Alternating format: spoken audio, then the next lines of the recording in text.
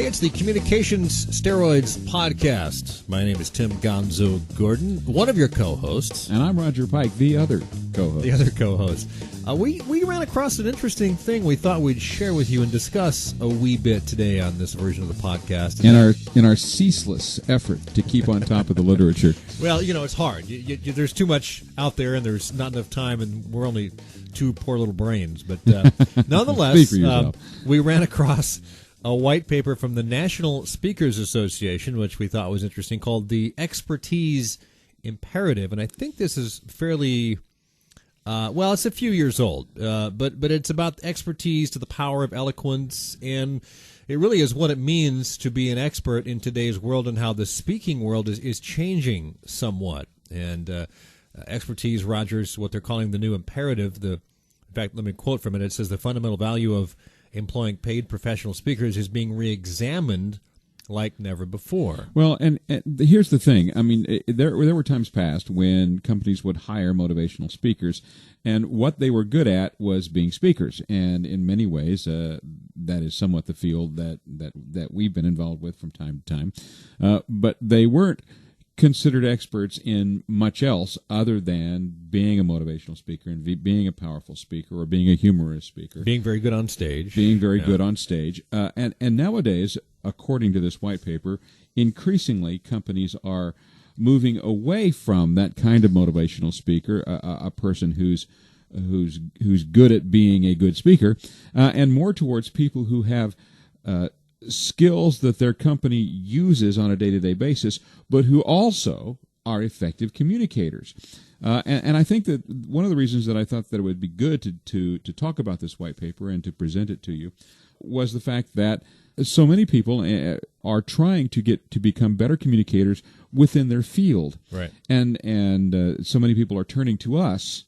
Or people like us, that they can help speakers out, become better communicators and speakers. But better communicators within the expertise that they already have. Yes. And this white paper reinforces that. This white paper says that more and more and more corporations, industry, people who are looking to hire a speaker are looking to hire someone with an absolute skill set, a set skill set that they need, that they use in their operation, but who are also effective speakers and mentors. Yeah, it's kind of like a two-pronged attack, you know. Exactly. In other words, exactly what you folks out there is what they're looking for. And interesting, I saw a speaker today. In fact, I was at a local Rotary Club. You know, there's probably 100, 150 people there, and the ambassador, that's his job title, ambassador for Kettle Foods, was the speaker. Obviously an expert on what he wanted to talk about, which is Kettle Foods, and they talked about his presentation was really on all the sustainability practices that this company does, and they're a very good corporate citizen, and he could address that very specifically. He's an expert on it because he's been there for 25 or 30 years and knows what they've been doing and seen all that they've gone through and all the internal conversations they've had about this. Now, as a public speaker, I'd probably rate him as about a B. Very comfortable up in front of people, but probably not trained to do that. Right. A lot of uhs and ahs and things like that. But nonetheless, when people asked questions, he was very pointed about his answers. He knew what he was. And so I would consider him, along this line, an expert in what he was talking about. Well, again, quoting from the paper, it says employers, clients who hire speakers, industries who hire speakers are going to demand extensive preparation, customization, and sharply focused understanding of audience needs. In other words, it's no longer enough for you to go in and tell life stories and get people pumped and psyched. You also have to improve their skills. You have to be an expert in what they do and help them improve their skills by being an effective communicator. And that's a lot of what clients are doing these days, are requiring these days. And they actually talk about in the paper, if we go a little bit back, some of the dimensions of expertise and what it means. How do you measure what an expert is? I mean, they give the definition of an expert. They talk about some of the dimensions of it. For instance, and they have standards. I mean, this is an interesting thing. They talk about being a perceived authority and what those standards are, being an educator and interpreter and what those standards are, along with being a contributor in the field. For instance, maybe the standards for that would be you're published in certain periodic literature, you've contributed original ideas, you hold some copyrights and trademarks and patents, maybe you've taught in universities, you've perhaps served as an expert witness, you're sought out by others which means the media would be one of the people that would contact you.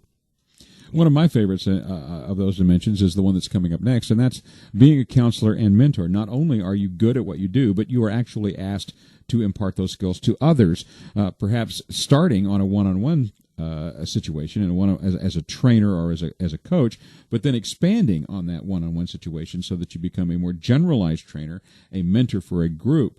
Others come to you and ask you for coaching, ask you for help.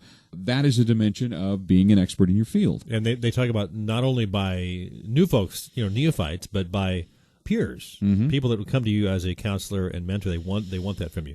Longevity and consistency. Someone who's been around for quite some time is another one of the aspects of the expertise dimension. They also look at public acclaim, awards, accolades, honors, lifelong development. Yeah, are you committed to not just being an expert in your field, but staying an expert in your field? I looked at one portion of the white paper that talked about how they recommend that you read 6 books a year on your field in order to stay an expert. Service orientation, lifelong development we talked about, ethics and character. I mean, they're really covering a lot of grounds here to become an expert, and it's not only broad, but it's very deep. It's not only vertical, it's horizontal in a sense, But it's an interesting paper to look at, because if they are noticing, if the National Speakers Association Board of Directors is noticing this, and this came about probably around the year 2000, for the next several years, they looked at this and developed what this meant to them. Right. Now remember, the National Speakers Association is an organization of experts who also speak. Right. So they're an organization of people who are experts who also speak,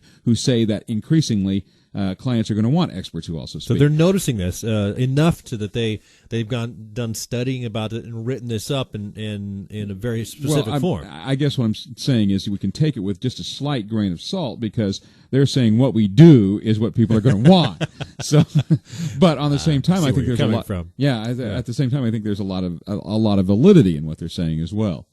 And their conclusion, really, one of their conclusions is that expertise is a critical component of the value proposition that the professional speaker brings to the platform. As you said, not only do you have to be good at being a professional speaker, but you have to have the expertise in whatever it is you're talking about. You can't just sort of customize it for one thing and then just move on to the next expertise, whatever that may be. So here's the takeaway for you out there in Radio Land.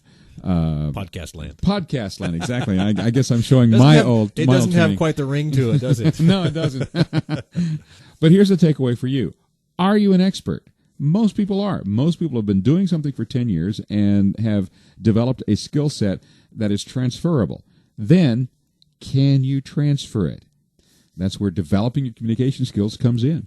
And there's a lot of other aspects to that, like being a published author, being able to be consulted by the media. People that, when they think of that field, they think of you. And so that's really what you want to get. You get known, get published, get known, and that becomes part of the expertise. I mean, that's just one of the aspects of it, but there's a lot interesting. So go to the National Speakers Association website and see if you can find this white paper. It certainly, if it's of interest to you, this would be a very good thing to read. I think so, too. Roger, thanks for sharing your expertise on this particular subject. This is the Communications Steroids the podcast.